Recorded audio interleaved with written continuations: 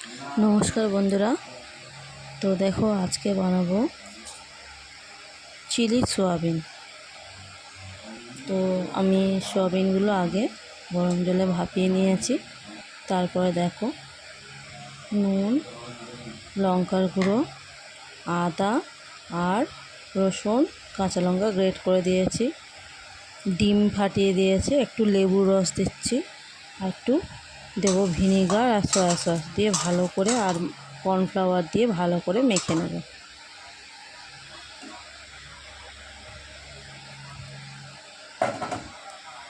ভালো করে মেখে নেব। এবারে কড়াই তেল দিয়ে ভাজতে শুরু করেছি,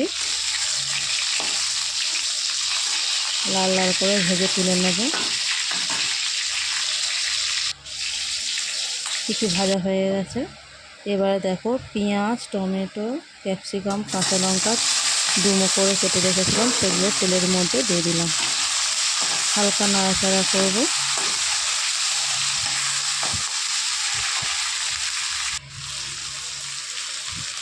তারপর দেব নুন,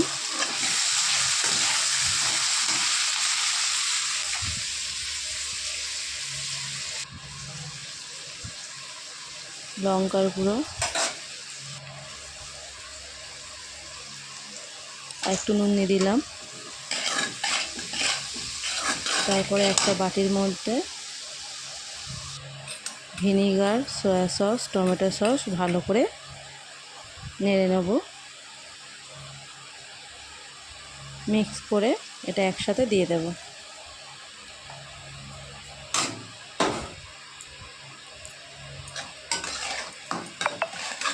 দেখো কালারটা সুন্দর চলে আসবে। এবার ভেজে রাখা সয়াবিনের বড়াগুলো দিয়ে দেব।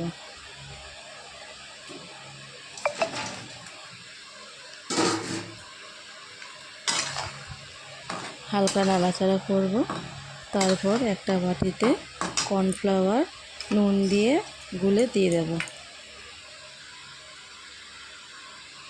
গ্রেভিটা ঠিক করার জন্য।